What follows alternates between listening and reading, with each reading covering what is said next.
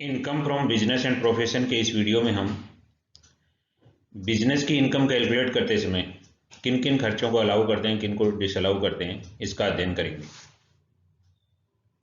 आयकर अधिनियम की धारा जो है 30 से लेकर 36 तक, उसमें कुछ खर्चे वर्णित हैं जिनके संबंध में छूट का प्रावधान किया गया। अब व्यवसाय के लिए स्वीकृत सभी जो खर्चे हैं या एक्सपेंसेज हैं, उनकी कोई फाइनल सूची नहीं बनाई जा सकती। इसलिए धारा 37 में यानी 30 से 36 तक तो खर्चों के वर्णन कर दिया, जो पूंजीगत प्रगति या उस तरह के खर्चे हैं जिनके संबंध में छूट के लिए स्पष्ट प्रावधान किए गए हैं। धारा 30 से लेकर 36 में, जिनको अपन आगे वीडियो में पढ़ेंगे। धारा 37 में बचे हुए खर्चों के लिए प्रावधान किए गए हैं। धारा 37 में जो धारा 30 से लेकर 36 तक, जो सेक्शन 30 टू 36 तक जो खर्चे जिनका डिस्क्राइब नहीं किया गया है, उनको धारा 37 में शामिल किया गया है। इस धारा में जो खर्चे हैं उनके स्वीकृत होने के लिए, वो अलाउ होंगे या डिसअलाउ होंगे, अलाउ होने के लिए कुछ शर्तें दे रखी हैं। कुछ शर्तें हैं जिनके पूरा करने पर वह खर्चा एक्सपेंसेस के रूप में अलाउ हो जाता है। उन शर्तों में कौन कौन सी शर्तें हैं ये अपन देखें। तो सबसे पहले ये है कि वे पूंजीगत प्रकृति का नहीं हो, कैपिटल नेचर का एक्सपेंसेस कैपिटल नेचर का नहीं होना चाहिए, रेवेन्यू एक्सपेंसेस होना चाहिए। दूसरी कंडीशन है गत वर्ष में किया गया हो, यानी एक्सपेंसेस किससे रिलेटेड होना चाहिए, जो प्रीवियस ईयर है अपना गत वर्ष है उससे रिलेटेड होना चाहिए। व्यक्तिगत व्यय की प्रकृति का नहीं हो, ये खर्चा किस तरह का नहीं होना चाहिए, पर्सनल एक्सपेंसेज नहीं हो, बिजनेसमैन के पर्सनल एक्सपेंसेज नहीं हो, बिजनेस से रिलेटेड ही होनी चाहिए, व्यक्तिगत नेचर का नहीं होना चाहिए, यानी कि पूर्णतः या मुख्यतः व्यापार और पैसे से संबंधित होना चाहिए, व्यक्तिगत नहीं होना चाहिए, पर्सनल नहीं होना चाहिए। यदि कोई व्यय धारा 30 से 36 में, धारा 30 से 36 में जैसे अपन ने पहले भी डिस्कस किया है, स्पष्टतः स्वीकृत हो, तो वहां पर स्वीकृत है, अलाउड है, तो उसकी छूट धारा 37 में न मिलकर संबंधित धाराओं में मिलेगी। यानी 30 से 36 में अगर वो कोई एक्सपेंसेज अलाउड है तो उसकी छूट धारा 30 से 36 तक मिलेगी, 37 में नहीं मिलेगी।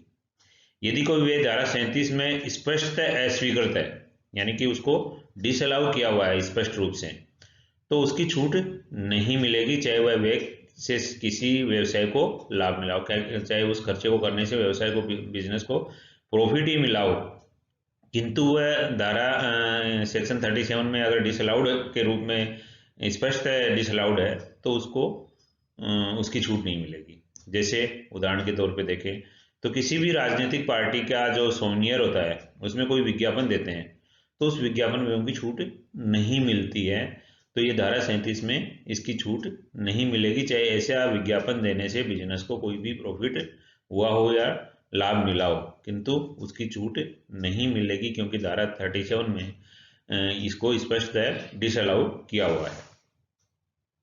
यद्यपि धारा 37 सेक्शन में कुछ शर्तें जो अपन ने अभी देखी हैं, उनके आधार पर किसी भी खर्चे को स्वीकृत होना या नहीं होना उस पर डिपेंड करता है, उन कंडीशंस को पूरा करता है या नहीं करता है, उन परिस्थितियों पर निर्भर है कि वो खर्चा अलाउ होगा या नहीं होगा। फिर भी एक तालिका बना रखी है, तालिका है जिसमें अपन कुछ खर्चों को ये देख सकते हैं कि वो स्वीकृत है या नहीं है, उनकी एक टेबल है जिसका अपन अध्ययन करेंगे। अब एग्जाम के क्वेश्चन के हिसाब से आपको इनको ध्यान में रखना पड़ेगा, ताकि आपके दिमाग में खर्चे का नाम आते ही ये दिमाग में आ जाए कि ये अलाउ है या डिसअलाउ है। तो सबसे पहले अपन लेते हैं इसमें व्यय की प्रकृति लिया, माल के क्रय, निर्माण और प्रक्रिया से संबंधित व्यय। यदि मैन्युफैक्चरिंग का है तो माल का क्रय किया है, निर्माण किया है, और उसकी प्रक्रिया से संबंधित जो खर्चे होते हैं उनमें कौन कौन से अलाउ हैं और कौन कौन से डिसअलाउ हैं, ये दिया है अपने को। तो माल क्रय करने पर व्यय और माल खरीदने पर दी गई चूंगी अलाउ एक्सपेंसेज में है। माल का आदेश देने का व्यय, कमीशन और गाड़ी भाड़ा भी अलाउड है। माल को विलंब से गोदाम में प्राप्त करने पर लगा विलंब शुल्क भी अलाउड है। माल की अग्नि, प्राकृतिक विपदा या कर्मचारियों की लापरवाही से हानि या माल की चोरी हो जाती है तो वो भी अलाउ खर्चा है, यानी कि माल चोरी भी हो गया कर्मचारियों की लापरवाही से चाहे माल चोरी हुआ, हानि हुई, तो वो भी अलाउ एक्सपेंसेस के रूप में है। माल मंगाने के लिए दी गई पेश की राशि डूब जाती है, मान लीजिए माल मंगाने के लिए अपन ने पेश की राशि डूब जाती है, या माल मार्ग में होता है तो उसकी हानि हो जाती है, खराब हो जाता है, कुछ हो जाता है, तो वो भी अलाउड एक्सपेंसेस है। माल की किस्म, क्वालिटी को चेक करने का जो भी खर्चा होता है वो भी अलाउ है। यानी कि ये सारे के सारे खर्चे अलाउ हैं। पर डिसअलाउ क्या है? डिसअलाउ में माल दान में दे दिया, माल को आपने उठा के दान में दे दिया, या व्यक्तिगत प्रयोग के लिए ले लिया, व्यक्तिगत प्रयोग में ले लिया तो डिसअलाउ एक्सपेंसेस है। माल का पूंजीगत संपत्ति के निर्माण में प्रयोग कर लिया, जैसे सीमेंट के व्यापारी द्वारा सीमेंट का भवन बनाने में प्रयोग कर लेता है, खुद का ही माल है और उसने खुद का उसमें व्यापारी द्वारा सीमेंट का भवन बनाता है, सीमेंट काम में लेता है, तो वो भी डिसअलाउ है। यानी माल का निजी प्रयोग है या माल का दान में देना है, किसी को देना है, तो वो दोनों ही डिसअलाउ एक्सपेंसेस हैं। दूसरा जो एक्सपेंसेस की कैटेगरी है, कर्मचारियों के वेतन, अनुलाभ और भत्तों आदि पर व्यय। इनमें कौन से अलाउ हैं? अलाउड एक्सपेंसेस में इनमें है कर्मचारियों को गत वर्ष में यानी प्रीवियस ईयर में वेतन, भत्ते, अनुलाभ जो भी दिया गया है वो राशि अलाउड है। 43B की पालना होने पर कर्मचारियों के लिए रखी गई प्रमाणित, अनुमोदित और वैधानिक भविष्य निधि में नियोक्ता और कर्मचारी का अंशदान व्यय के रूप में स्वीकृत है, ये भी एक्सपेंसेस अलाउड है। कर्मचारियों को कल्याण के लिए आयगत व्यय किया गया, कोई अधिकृत छुट्टियों का वेतन है, ग्रेच्युटी है, पेंशन है, बोनस है, आदि वे स्वीकृत होंगे, किंतु इनमें कंडीशन क्या है? ये भुगतान के आधार पर होंगे, यानी भुगतान किया गया तो इनकी छूट मिलेगी, ड्यू बेसिस पे छूट नहीं मिलेगी। औद्योगिक विवाद अधिनियम अथवा कर्मचारी क्षतिपूर्ति अधिनियम के अनुसार दी गई हर्जाने की राशि भी अलाउड एक्सपेंसेज है। व्यापार के हित में यदि किसी कर्मचारी को हटाने पर उसको कंपनसेशन देना पड़े तो वो भी अलाउड एक्सपेंसेज है। कर्मचारियों को अगर प्रशिक्षण देना पड़े, उसके खर्चे हों, कर्मचारियों द्वारा गबन कर लिया जाए या कर्मचारियों की गलती से कोई दायित्व उत्पन्न हो जाए तो वो भी स्वीकृत व्यय है। यानी कर्मचारी गबन कर लेता है तो भी बिजनेस के लिए वो खर्चा अलाउड है। कर्मचारी गबन कर लेता है तो वो बिजनेस के लिए तो खर्चा अलाउड है। कर्मचारी की गलती से कोई हानि होती है तो वो भी बिजनेस के लिए खर्चा अलाउड है। डिसअलाउड क्या होगा इसमें? कर्मचारियों को दिए गए उपहार जो व्यक्तिगत आधार पर हो, यानी किसी कर्मचारी को व्यक्तिगत आधार पर कोई उपहार दिया है तो वो डिसअलाउ हो जाएगा। किसी भी विधवा को दी गई पेंशन या कर्मचारी की क्षतिपूर्ति जो नियमानुसार न होकर उदारतावश दी गई हो, यानी कि किसी विधवा को कोई पेंशन दी है, अगर मान लीजिए ये नियमानुसार दी है तो अलाउड हो जाएगा, किंतु उदारतावश दी है, उदारता से दी है तो वो डिसअलाउ हो जाएगा।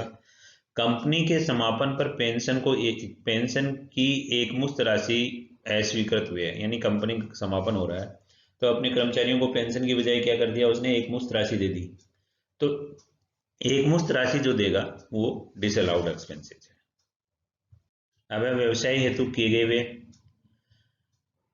जैसे प्रशासनिक वे है, अखबार है, मैगजीन है, पत्र पत्रिकाओं पर वे है, डाकतार है, टेलीफोन है, वे है, मोबाइल का खर्चा है, बिजली, पानी, सफाई, स्टेशनरी, लेखांकन, टाइपिंग, कंप्यूटर, फोटोस्टेट आदि के जो खर्चे हैं, जो भी व्यवसाय के जो सामान्य रूटीन के खर्चे हैं, ये सारे के सारे अलाउ होते हैं, यानी अलाउड एक्सपेंसेस की कैटेगरी में होते हैं।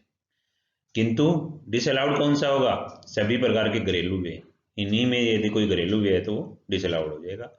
ड्राइंग्स है तो डिसअलाउड हो जाएगी। जिस सीमा तक व्यवसाय के साधनों का व्यक्तिगत प्रयोग किया गया है, मान लीजिए इन्हीं चीजों में से किसी कोई व्यक्तिगत यूज, स्टेशनरी है, घर पे भी काम में ली है, तो जिस सीमा तक उनका व्यक्तिगत उपयोग है उस सीमा तक वो कार्यालय व्यय के रूप में अस्वीकृत हो जाएगा। पर्सनल यूज है वो डिसअलाउ हो जाएगा। बाकी बिजनेस के लिए चाहे टेलीफोन का है, डाकतार का है, पत्रिकाओं के हैं, मैगजीन के हैं, बिजली पानी है, सफाई है, स्टेशनरी है, लेखांकन है, टाइपिंग है, कंप्यूटर है, फोटोस्टेट है, सारे के सारे एक्सपेंसेस जो बिजनेस के रूटीन चलाने के लिए जो जरूरी होते हैं वो अलाउड एक्सपेंसेस है। इसी प्रकार विक्रय अथवा सेवा प्रदान करने के वे, मतलब सेल्स या सेल्स आफ्टर सेल्स सर्विस देने के जो खर्चे होते हैं उनमें कौन से अलाउड हैं? विक्रय अथवा सेवा प्रदान प्राप्त करने के वे विक्रय या सेवा पर आधारित अधिकार शुल्क, रॉयल्टी, विक्रय या सेवा एजेंटों को दिया गया कमीशन, आड़त, दलाली, माल की पैकिंग, ठेला भाड़ा, रेल भाड़ा, घटिया किस्म के कारण दी गई क्षतिपूर्ति, यानी कि ये सारे के सारे खर्चे अलाउड है। चाहे आपने कमीशन दिया, दलाली दी है, या माल की पैकिंग पे जो खर्चा लगा वो है, चाहे रेल भाड़ा है या ठेला भाड़ा है, या माल घटिया अपन ने सप्लाई कर दिया किसी को और उसके कारण अपने को कोई कंपनसेशन देना पड़ा, तो वो भी अलाउड एक्सपेंसेज है, वो भी अलाउड एक्सपेंसेज है। डिसअलाउ क्या होगा इसमें? इसमें सामान्यतः स्वीकृत होते हैं, सारे वे स्वीकृत होते हैं, परंतु किसी रिश्तेदार को इन्हीं खर्चों में से अगर कोई किसी रिश्तेदार को 20,000 से अधिक का भुगतान किया गया और वो भी नगद में किया गया, यानी चेक से किया गया हो तो कोई बात नहीं है, नगद में किया गया है या किसी रिश्तेदार को अधिक भुगतान किया गया है, दो कंडीशन है, ये अलग अलग है दोनों, कि रिश्तेदार को सामान्य से अधिक भुगतान है तो वो डिसअलाउ हो जाएगा, और 20,000 से अधिक का नगद भुगतान किया, नगद में नहीं होना चाहिए, 20,000 से अधिक का नगद में भुगतान किया तो वो भी अस्वीकृत हो जाएगा।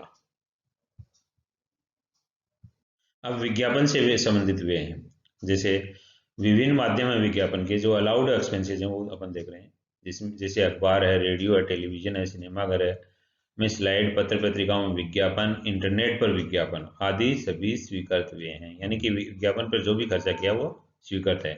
इसी प्रकार से माल के मुफ्त नमूने बांटने पर वे, मुफ्त में अगर स्पेसिमेन बांटा, नमूने बांटे तो वो भी अलाउड है। सार्वजनिक स्थलों पर होर्डिंग्स का किराया, मॉडलिंग व फैशन शो आदि के वे भी स्वीकृत हुए हैं।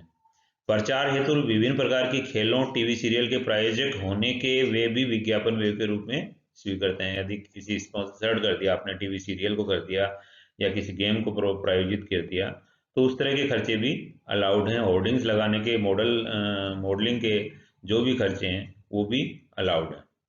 डिसअलाउड क्या है? धारा 37(2)(b) की स्पष्ट व्याख्या के अनुसार राजनीतिक पार्टियों द्वारा प्रकाशित स्मारिका या पत्रिका में विज्ञापन के वे अस्वीकृत हैं। राजनीतिक पार्टी की स्मारिका है या पत्रिका, उसमें आप विज्ञापन देते हैं और उसका खर्चा है तो वो डिसअलाउड है।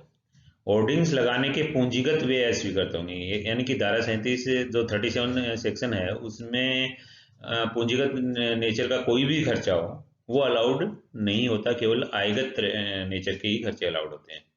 परंतु इन पर किए गए व्ययों को संपत्ति मानते हुए ह्रास, वो डिप्रिसिएशन मिलेगा पूंजीगत पे, किंतु यहाँ पूंजीगत नेचर के एक्सपेंसेस को अलाउड नहीं करते। किंतु नियोन बोर्ड पर किया गया व्यय संपत्ति नहीं माना जाएगा और इस पर किया गया समस्त व्यय आयगत मानते हुए स्वीकृत होगा। इस प्रकार अपन ने ये कुछ लिस्ट खर्चों की कुछ मदें हैं जिनके बारे में इनमें कौन सा अलाउड है और कौन सा डिसअलाउड है, इसका अध्ययन अपन ने किया है। Thank you.